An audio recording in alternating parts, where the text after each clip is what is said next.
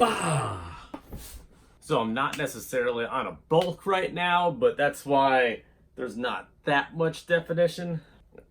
You know, it's winter, trying to put an extra couple hundred calories a day in there and raise my strength while I'm not trying to cut. But also I'm not trying to like bulk up and gain a lot of weight too, because I still like, you know, kind of seeing my stomach muscles. But anyway, this is Julian from RawPhysique, and I'm here to talk about something I like to call shock workouts. So this is basically if you have a gym day planned out and you have a tight schedule, and that's basically the only time you'll be able to work out. And let's say it snows, or the gym closes, or it's a fucking random holiday that you did not know about that happened to me last week. So you're fucking prepped, you got your fucking tank top on, you took your fucking pre-workout supplement that's got your heart pumping and all that extra random shit running through your veins, and you're ready to hit the gym, and those fucking doors are locked. Yeah, that's what fucking happened to me. It sucked. I even drove fucking far out to the same gym that I have a membership at, but they have one that's like 20 miles away that is 24 hours. So it's open 24 hours a day. And I drove there, and I needed a specific key card for the door to unlock. Yeah, that was fucking horrible. And I even waited outside like a fucking idiot or vagabond trying to wave down someone in the gym, but they were too busy. They were on the treadmill or doing shit. Not one person looked at the window as I frantically waved for help. Okay, situations like this is a good time to have a shock day. Now, a shock day is basically exercises you could do at your house, which sounds extremely horrible, but believe me, if you have been in a routine for a couple months and you have it down and you're exercising, working on increasing that overload each time and building your muscles, but you haven't really taken a break yet, then this will make you sore. So you're pumped up, you're on the way home because you did not work out, you're probably fucking pissed off because the damn gym was closed. You know what you do? You get home and you try to do 4 sets of 100 push-ups. Like, no joke, 4 sets of 100 push-ups. Now, this is what I do. I'll do a normal 100 push-ups. So your feet on the ground, your back straight, and palms a little farther than shoulder width. Basically, whatever you're comfortable with, in the sense that however far your hands are apart on the bar if you're doing a flat bench. So, rock out 200 push-ups of those. Now you will probably have to take a break in between, unless you're completely crazy. I know I have to take a break in between that, but I'll do like a minimal like 30 second, 15, 20 second, kind of whatever I'm feeling that day. Basically, however pissed off I am that the gym's closed. Anyway, 200 like that. Once you hit that 200, either put your feet on like a chair or your couch, and then have your back straight, at least parallel between your feet and your shoulders, and do push-ups then. That's like working out your inclined chest. It's just like doing an inclined bench press. And it's working out kind of the side, upper shoulder, and the top part of your chest. I should also mention, focus on your chest while you're doing this as well. Imagine your chest getting a pump while you're doing all these push-ups. Now, you'll be hitting the upper shoulder and chest doing this, depending on how far your feet are off the ground. And you're aiming for 100. Now with the 100, I would do I'm talking a 5 or a 10-second break. If you could only get 50, then take a 10-second break and keep going until you hit that 100. Ultimately reaching 300 push-ups for that exercise so far. Now, when you've done that, put your feet on the floor and you put your hands on something. Now with this, you can kind of curve your back slightly and focus on the lower chest while you're doing that. And aim for 100 push-ups, focusing on your lower chest with your feet on the ground and your hands on something,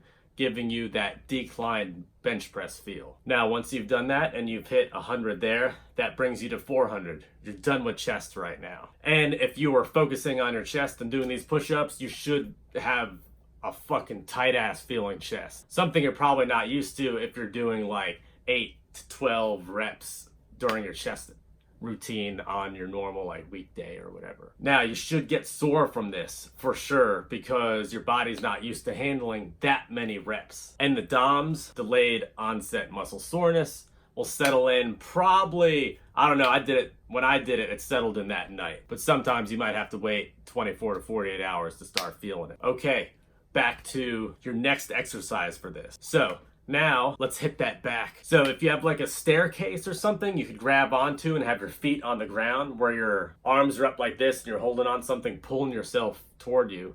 Or even if you have like a pull-up, sometimes people have a pull-up bar in their house, or those weird things you hook above your door. I don't know what the hell they're called. But you know, the ones you see like all those fail videos on, people trying to do a pull-up and they bust their ass in their doorway. Something like that. But I'll usually use like a table to where you're like almost parallel with the ground, but you're like pulling yourself up to the table and your feet are underneath it and your back is straight. That's what I usually do. And you can do that with like staircases as well. If you have an open staircase, and you could like reach up and grab the staircase and like lean back. So it's basically like doing a seated pullback or a bent over row, but you're just doing it the opposite direction. Anyway, I would aim for 200 or 300 of those, depending on how you're feeling, with a 5 or a 10 or a 15-second break in between. And that you could basically keep the same. You don't need to mess with different angles or stuff like that. Just focus on that one exercise and that'll hit your back pretty good. Now, if you have a place to do pull-ups or something like that, I'd aim to do 50 pull-ups or 100 pull-ups, depending on what capability you're at of doing like a full body pull-up.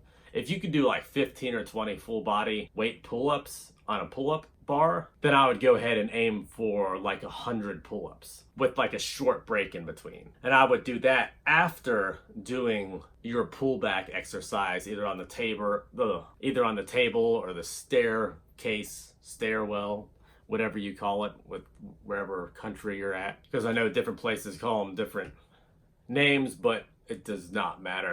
We're talking about exercising. So once that is done, you are going to do 100 body weight squats. Now, you may have seen people in the gym do this before, looking kind of stupid, but it's all good because you're in your own house. But you put your arms out straight. I'll try to put a picture of these exercises up here while I'm talking about them. Put your arms out straight and keep your back straight and squat down. Hey, there you go. Try to do 100 of those, just as long as your knee or hip or anything like that is not hurting. But if you focus on your leg muscles and you don't have to take it slow, you know, like 2 or 3 seconds down, 1 second up, and do that for 100 squats, your legs will be burning. If you're like a long distance runner or something like that and your legs are used to getting a killer workout, aim for 150 or 200 squats. But again, you want to make sure that you're only, with squats, waiting probably between 10 and 15 seconds in between each one of the sets. So once you're done with that, what you're gonna move to is either shoulder extensions or overhead presses. So what you do with that now is you use, if you have, this is pretty funny, jugs of water, 2 liters of Coke or Pepsi or anything with like a handle, jug of milk, you know, like car oil, anything. And if you have like, it's better, well, it doesn't really matter, but this workout goes a lot faster if you actually have like 2 jugs of water or something like that, because then you could hold it with both hands and go ahead and do the full extension. So if it's overhead press or lateral raises, you will be doing dependent on weight. Now, if you could pump out like 40 of these before you hit a break or like have to take a break, then I would go ahead and do 150 with 5 to 10 seconds in between each one of those rest periods. If you could only get like 15 or 20 though, with whatever weight you're doing or however conditioned you are for like an exercise like this, then I would just do 100 with like a 5 to 10 second break in between. Concentrate when you're doing this, focus on the shoulder, and they will be burning like crazy by the time you're done. I did this and my shoulders were fucking burning. Hence the shock workout that you weren't planning for. But anyway, once you're done with that, go ahead and do curls with the same things you were using. Now, this could be difficult if you can't find something heavy enough to actually do a curl with, depending on how strong you are. If you're using jugs of water, I would aim between like 100, 150 curls. With this, I would do probably like a 10-second break in between and focus on that muscle while you're doing it, and you will feel it. It will burn, your biceps will be hating you, but missing the gym that day would have not been in vain at all because you are shocking the fuck out of yourself. Now, The last exercise is going to be dips. Now you could do like chair dips to where you flip your arms around, have your ass off the chair, dip down and like push back up. You can do those. And that's the same thing, 100 or 150 of them. Always aim for a little bit more. That way you're actually pushing yourself, just as long as you're not going to injure yourself. If it's your muscle feeling tight and feeling sore, then you're good. Push through it. You're straight. And don't worry about it. Now with these, you could get creative. You could put your feet just on the ground and dip down in the chair, or you could put your feet on another chair and dip down farther to get more of like an extension and add a little bit more weight to it. Same thing, 5 or 10 seconds in between. Probably repeating myself a lot here, but just trying to make sure you're not taking a damn minute-long break, just doing some body weight shit because you need to get your exercise on. So anyway, unless you wanted to throw some ad stuff in the end and just do like some normal sit-ups or planking like on your couch or on the floor, then you're good. This has been a fucking shock workout because your gym has been closed.